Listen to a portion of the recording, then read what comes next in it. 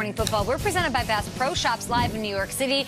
Nate Burleson, Peter Schrager, and how do you even have a voice anymore? I'm talented. I got a deep voice. To be in a heavy metal cover band, I can do it all day. You want some typo negative covers? I got you. I'd like some highlights, though, Redskins Bears. Okay, speaking of which, this is actually harder than typo negative. Let's do it. I want to see a shot of Khalil Mack walking into the arena like a gladiator. Do we have that? Oh, yeah. What's up, Khalil? He had a night. And the Bears offense, maybe they got right. Khalil Mack erupted on Case Keenum, who had not even thrown an interception heading into this game, one of only 3 quarterbacks in the league. And that is over. Ha-ha. Clinton Dix. Remember, they lost Adrian Amos to the Packers, who picked him off week 1. This is the replacement. They got the Alabama guys back there with Eddie Jackson. And there they are playing roll, tide, tug of war. They thought the execution was a little sloppy. I tend to agree. But that's your 2019 Bears right now, isn't it? Khalil Mack almost hit the drive-through. The second angle of this is so good. Case Keenum just sitting there trying to play quarterback, and almost took it out of his hand and just ran off with it. He will have that highlight at one point. Hakeem Nicks recovered, got banged up late in this game, but the Bears D was doing everything. Remember Kyle Fuller last year? Yep, there he is. They had it all going on. This was the Bears defense demo reel, and that was the shot all night of Jay Gruden. And there was no shot of Jay Gruden putting in that man. Not yet, at least. We'll talk about that in a minute. Taylor Gabriel. I got to talk to him last time. He said, I really want to make the Pro Bowl. I hope I miss it because the Super Bowl, I really want to make it. I don't think he ever has. He had 3 touchdowns in the second quarter. Only people who have ever done that in a Monday Night Football game, Jerry Rice and Dwayne Allen, of all people. How beautiful is this place, right? This is awesome. This is complete misdirection. It's almost like a pick and roll. He throws his body out there and turns around, and there it is. And he's not done. 3rd and 17.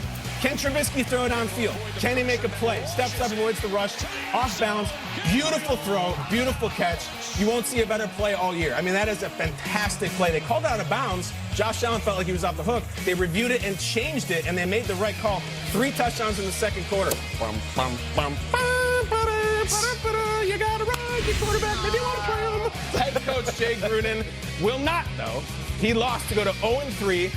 Really rough night at home, getting down 28-0. And head coach Jay Gruden, as I said, was asked, Coach, maybe you consider going with Dwayne Haskins next week? Not really, no. I think the most important thing is we have to have some continuity. I can't be changing people every 5 minutes here. So I think I got to give Case an ample opportunity to play with these new guys. I mean, this is his first time in this offense, really. Donald Penn, Eric Flowers, their first time in this offense. Trey Quinn only played 2 games last year. I made this point before. We're not going to be perfect, but we need to be better, and I think we can get better. Otherwise, if I didn't think we had a chance to get better, then I would make a change. But I feel like Case has the tools to become a very efficient quarterback in this offense and get us some victories here moving forward.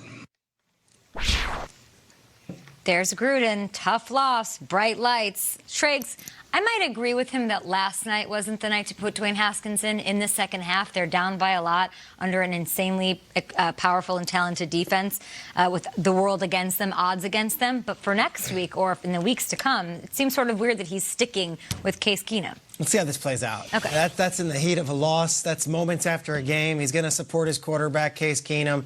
He obviously made the decision to start Case Keenum week 1. He knows that Case Keenum gave him the best opportunity to win. He's talking about Donald Penn and Eric Flowers, 2 new tackles, and trying to... This was 28-0 in the first half. This was never a game, and we're on the verge of not talking about the Redskins again until next draft. That's where we're at right now. So maybe sometimes it's beyond who gives you the best chance to move the sticks drive to drive, and it's who can light up a fan base. I look at the Giants situation last week. They ripped the Band-Aid off. They said, Daniel Jones, maybe the plan wasn't to go to you right away, but they did, and now the Giants have their fan base electrified. They're into... Redskins fans are leaving that building last night having lost the 17th of 18 games on Monday Night Football. Booger McFarland and Joe Tessitore are dissecting the team's problems for the entire second half to a national audience. Maybe you just need a change, and it's nothing against Case Keenum. This isn't some condemnation against Case Keenum, who did not play great last night, by the way. But maybe it's just okay to rip the Band-Aid off and say, let's start something new. It's not the craziest thing in the world. It's been done for years and years and years in the NFL. You're 0-3. Make a change. Michael Jackson. Wow, Shay. All right, I'm looking at the man in the mirror. Heal the world. Because I've been there before. Here's the thing. When it comes to rookie quarterbacks, I feel like, old ways of thinking You get a young guy in there, it's going to tank organization, it's going to ruin this young guy's confidence. But if you look at recent history, you can only go by recent history. There's more stories of success when it comes to rookie quarterbacks than there is the opposite stories. Of course, you'll have your Kaisers. You'll have your quarterbacks that come in and Kaiser was a second-round pick. First-round picks, they've been pretty spot on. I know. I wanted to get that out the way because people say, well, what about this guy? But when you look at Deshaun Watson, when you look at Daniel Jones, look at Kyle Allen, you look at a group of these young guys who are playing. Let's just go to the Browns last year. The exact same situation. What did the Browns do? They bring in a Tyrod Taylor, which is like bringing in Case Keenum. They have their quarterback sitting back at Baker Mayfield. He comes in week 3. It's week 3, right? And now all of a sudden, the Browns go from 0 to hero in a season where they were mathematically in it till the end of the season. At the very least, even though they didn't make the playoffs, there still was juice. Just like you said, there was juice. What did you say last week? Let's make the Giants relevant again, Daniel Jones. And what happened? Within a week's time, all of a sudden, this city is buzzing. Now, if you want to buzz in Washington, then go ahead and put Daniel Jones in. Right now, I don't see. Listen, I love me some Case Keenum. I'm sorry, Dwayne Haskins. I'm in love with Daniel Jones right now. But I love me some Case Keenum. But if you want to get some excitement, and if you want your team to rally around something new, a new feeling, a new energy, go ahead and put Dwayne Haskins in right now. And for people who want to say, well, it's a lot of pressure on a young guy who might be ready. No, it's not. It's the pressure of the play caller. Because if you put a young quarterback in, you already know who he is because he's on your team. Now it's up to the coordinator to create a game plan around a young guy with the offensive weapons that he has. Here's the thing. I'm going to need much better after the game, an embarrassing home loss, than continuity. Do you know buzz guy at work, buzzword guy? That's a nonsense buzzword, continuity. He says, well, I don't want to be changing quarterbacks every 5 minutes. You're not. You're 0-3. It's not every 5 minutes. It's a quarter of the season almost. And yet, I kind of trust in Jay Gruden. Say what you want about Jay Gruden as a head coach. I believe he knows quarterbacks really, really well. And maybe he doesn't have it here. Maybe the guy's not ready. Not everybody shines in practice and is this thoroughbred and saying, we got to get him in, we got to get him in. There's also an element that's very interesting where they go to the Giants next. Okay. If you were to put him against Daniel Jones and he's not ready and you're putting him in because Nate and the crowd wants you to put him in, it's a very bad optic to have Daniel Jones completely outplay him. And then they play the Patriots. I'll tell you this. You want to put Dwayne Haskins in? Put him in against the Dolphins, week 6. It's a soft landing. Okay. Here's my bottom line in the Redskins court. They can't mess this up. No matter what. If they bench him for 3 years, it doesn't matter. This is 20, 30 years with Redskins quarterbacks. They can't mess this one up. If Jay Gruden says he's not ready, Jay Gruden has every motivation to play him. He might lose his job. The season is lost. He wants to play him. If he says I'm not playing him, maybe he's not ready to play. Yes. Sticking with Keenum, Schrags, isn't a great thing for Gruden's job stability and security there with his team. They haven't produced, so you'd think getting that new blood, bringing the energy and excitement would sort of help him out. So there's a reason that I'm not understanding of why he isn't willing to put Dwayne Haskins out there. And you've got to give credit maybe to the team a little bit. And this guy is different than Baker Mayfield. This guy was a starter for 1 year at Ohio State. He doesn't have all of that experience.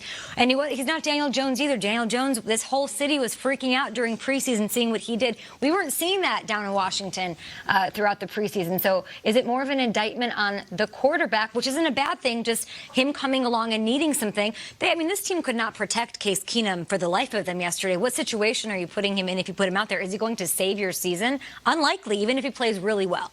I don't know, man. Daniel Jones looked great. We weren't supposed to see him for 3 years. In this era right now, we saw him in 3 weeks. It almost always works. So why are they not putting? Why do you really think they're not putting? It's like a stubbornness thing. I do. I believe that right now they committed to Case Keenum, and Gruden wants to prove that he made the right decision. At GMFE with your thoughts. I think we'll be talking about this a lot. And a quarterback switch really could come at any time. So keep it here on NFL Network as we welcome in Tom Pelissero. He's with us in Minneapolis to talk a little defense here. Jalen Ramsey, what's going on with him and the Jags this morning? Is he still wanting a trade?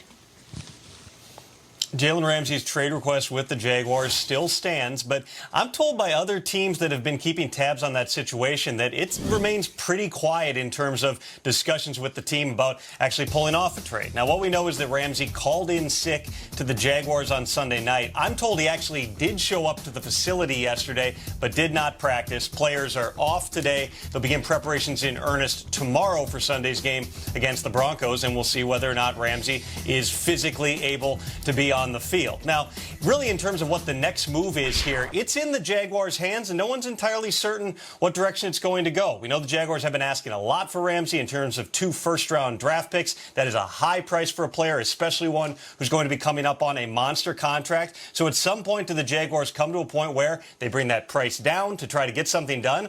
Or do they wait it out here and trust that Jalen Ramsey is going to continue to show up, do his job on game days as he did last week against the Titans? That's all the different parts of the situation. Morning Football. We're presented by Bass Pro Shops live in New York City. Nate Burleson, Peter Schrager, and how do you even have a voice anymore? I'm talented. I got a deep voice. Used to be in a heavy metal cover band. I can do it all day. You want some typo negative?